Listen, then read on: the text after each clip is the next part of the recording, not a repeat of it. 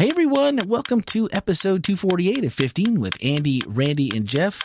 For Randy and Andy, let me tell you, it is 8:55 on Tuesday evening.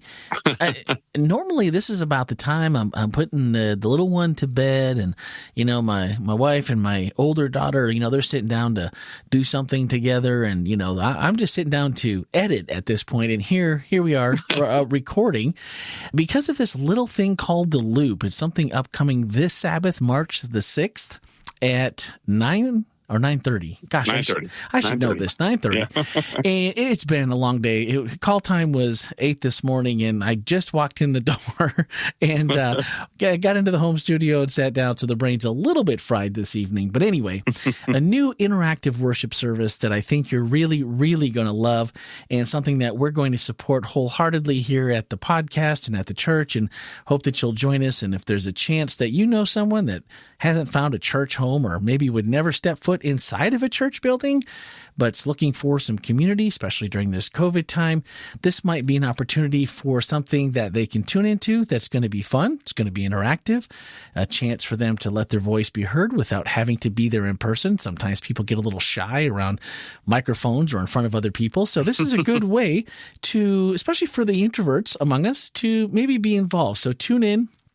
It's wholelife.church/live, and you can watch that this Saturday morning at 9:30, and we would love to hear your feedback. All right, on to this week. Since we're late, we'll try to get to everything here as quickly as we can, but not to go over it. But Andy, man, stored treasure.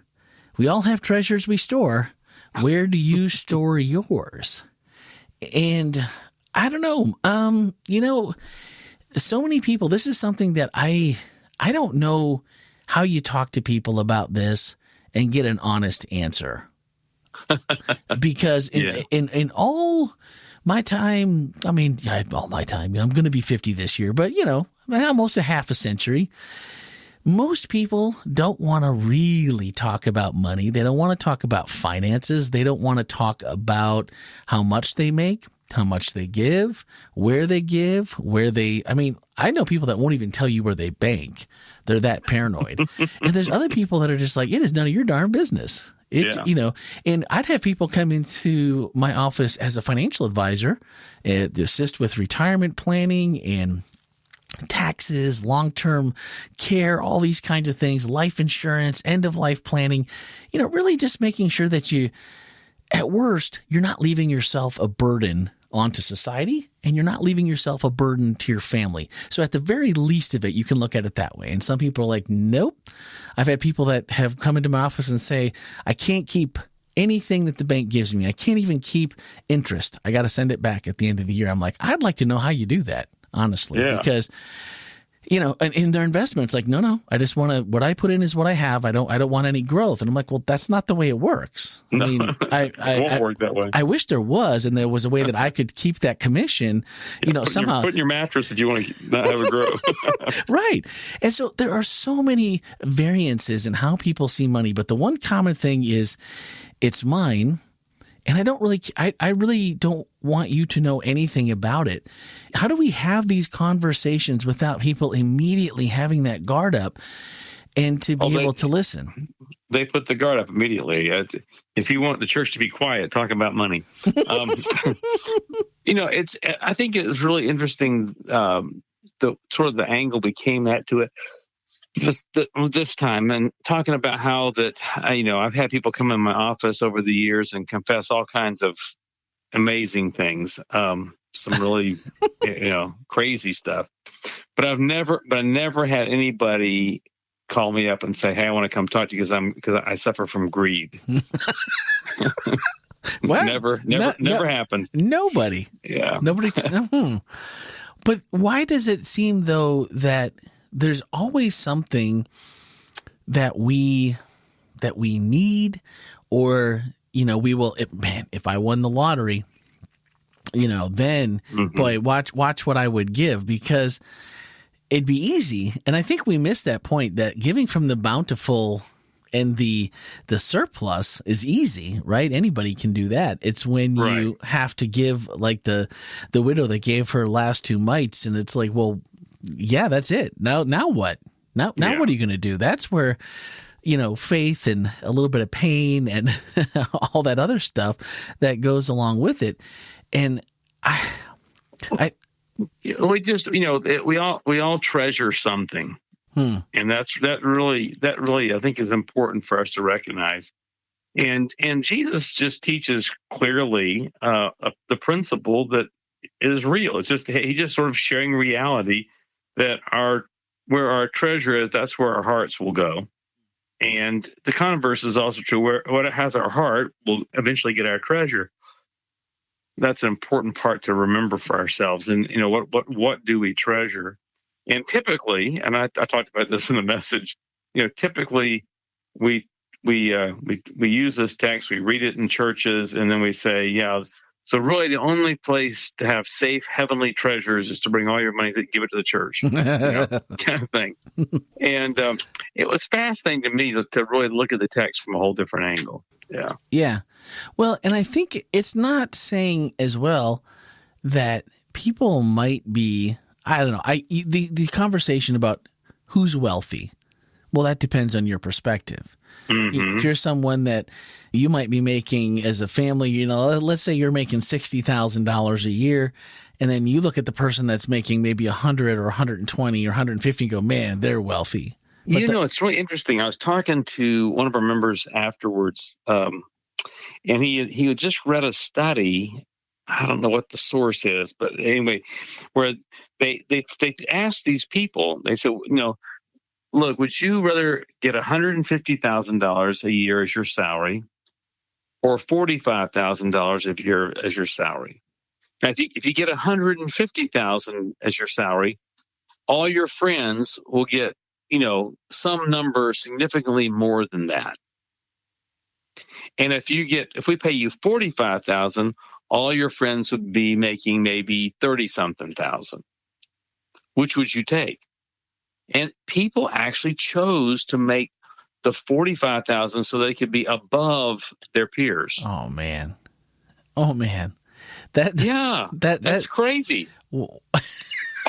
Why would you trade whatever level of financial security to prove you're better than someone else, or because you think you're better?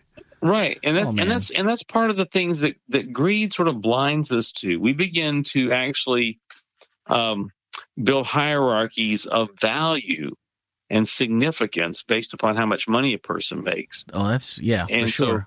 So we tend to look down on people that make a lot less than us, like those poor people. If they would just get their act together, blah, blah, blah. And then we look with envy to anybody that makes more than we do and thinking, oh God, well, if I could just make what they make, I'd have it made then. Yeah. Oh, and it's just really, it's sort of sad on all ends. Well, and the funny part is, I don't know why that we don't naturally assume, or I guess maybe we figure we have these people figured out, but I know a lot of people that are way wealthier than I am, way wealthier than a lot of people are, and maybe way wealthier than most people are. And of those people that I've met, some have been clients, some have been friends, some have been family members. And when you start to get down to the nitty gritty of it, so to speak, really what you find out is the overwhelming majority of them, at least in my experience, they've been very generous. It's almost what propels them to be successful. We got to learn something from that, Right, because to me, I've had people tell me they're like, the best thing, it's almost like the Dave Ramsey thing, you live like no other, meaning you live poor as dirt until you get your debt paid off, and then you start building your wealth. He's like, you live like no other, so later you can live like no other, and you can be generous like no other. And I think that is genuinely true, because if you think about all the times, even those of us that would consider ourselves, certainly not wealthy, but I did like, however, in the message, how you kind of laid it out that if you live in America, on that. That's right. If you live in America, you're wealthy. Just shut up. That's all there is to it, right? Well, I mean, when 70% of the world's wealth is held by 5% of the world's population, which is basically the USA. Yep. And if you're a professional person in the USA, you're in the top 20% of that 5%. It's crazy. It's crazy. I mean, we don't think we have any money, but then when you realize there are people, billions of people that don't make in a year what you make in a month. In a month. Yeah, exactly. Yeah. Well, and it just, you find that these people are like, they're planning to give. Like, that's almost what their life revolves around. And sure, the cynic will say, well, it's a tax break. Well, okay, so be it. But but if someone is making $500,000 and they're giving away $150,000, plus they're saving for their retirement, they're making sure they're not a burden on society, and they're doing all these things. That's not what Jesus is talking about here. That's actually good things. Yeah. But because the motive behind it is to help others. And I wonder if the same increase that, numbers they skew things, because someone can say, well, that's a big number to me.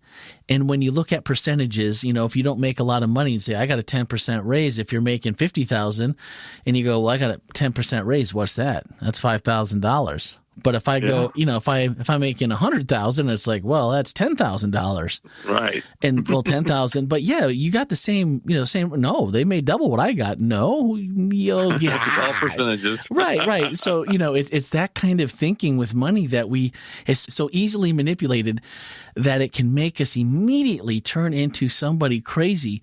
And when you said that it sneaks up on us and it just does, like, it disguises itself so we don't see it. And you said, no one's ever come into my office to say, hey, I got a problem, Andy. I'm greedy. But even just the little things that you can point to that you're greedy in doesn't have to always be money. Right. But if you're greedy in some stuff and but money's not your problem, and I'm like, probably not. In the middle of that passage where Jesus talks about having this clear eye or this single eye and this bad eye, and when we realize those words actually mean having a generous eye or a stingy eye, and you think about, don't even think about money at all. Just think about how you relate to people, who push your buttons wrong or whatever. Do you have a generous eye toward them, or do you have a stingy eye toward them? And it's really, really important. For me, the big learning of the message, really for me, was the whole concept that heavenly treasure is really not what I've always been taught it was, about me giving money to the church. I'm not against people giving money to the church, don't get me wrong. What, a pastor? What? But to really think about, there's really only, you can't serve both God and money. There can only be one thing at the top. Right. So what are you going to really, really treasure? Matthew 6:33, seek first the kingdom of God and his righteousness, and everything else you need is going to be added unto you. That's a pretty big deal. And so just, think about what we treasure even more maybe than the whole money aspect. Excuse me, it's time past my bedtime. I know.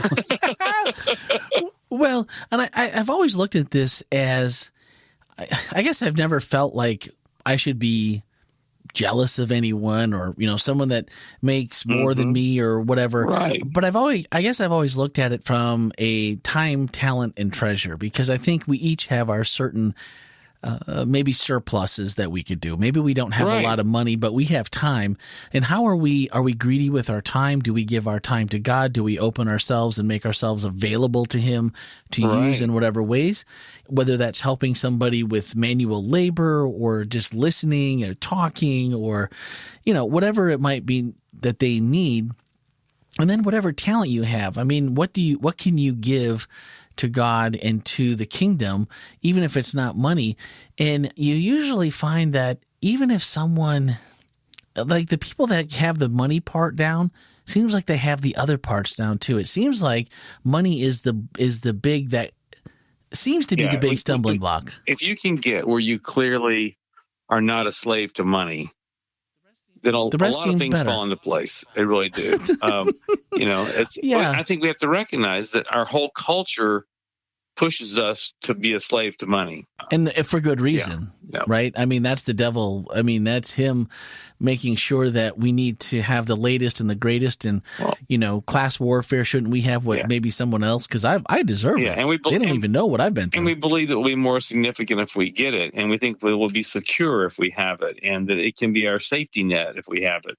And that's never true. No, one of my dear friends is now in California. Just found out this evening that he probably had to have emergency open heart surgery today. That wasn't on his schedule. No. You can have $1 billion in the bank. It ain't going to solve that problem. It's not going to solve that. It's not going to be your security. It's not going to be the answer. This one is really humbling, though, because there, in so many ways, even if you don't find yourself maybe with a money hang up, or you don't find or don't think or don't feel like you're greedy, there's always that temptation to want what somebody else has, or just dream a little bit about, and those can get taken way out of context way too fast. Right. You get on that bubble. And it's going to burst that somehow what somebody else has, or if I only had this or I only had that. With the heavenly treasure, when you stop to think about all the times that you and God are at your best, whenever you have spent that time and whenever you have really reached out to make that effort and to be in communication, to really foster that friendship to the best that you know how. And a lot of times that's when life gets a little rough, because the devil's like, whoa, let's throw a little something your way to make sure that, this whole thing doesn't get too far out of hand. But when you have those times and then you look at what your treasure is, it's never the same as when you're in those other times where you just don't have as much room in your life for God. Yeah. Yeah. And when you look back at those, it always amazes me when I get sidetracked, whether it's time, talent, or treasure, because sure. To me, the treasure is not that much, so it's easy. It's like, well, it's already spent before I do much. So, that's not it. But, for me, it's the time, is trying to find enough time for family and work and God and just your marriage, and then your kids, so you can subdivide your family time, and all these kinds of things where you just and I'm not very good at that. I haven't been. And you start to look at those and you're like, man, the more I'm with and I foster that relationship with God, the better those get too. Sure. So why wouldn't we just listen on that one and just give it to God, right? Maybe, just like everything else. Maybe put him at the top. man, at the top. Yes. Prioritize. Yeah, that sounds like a good one.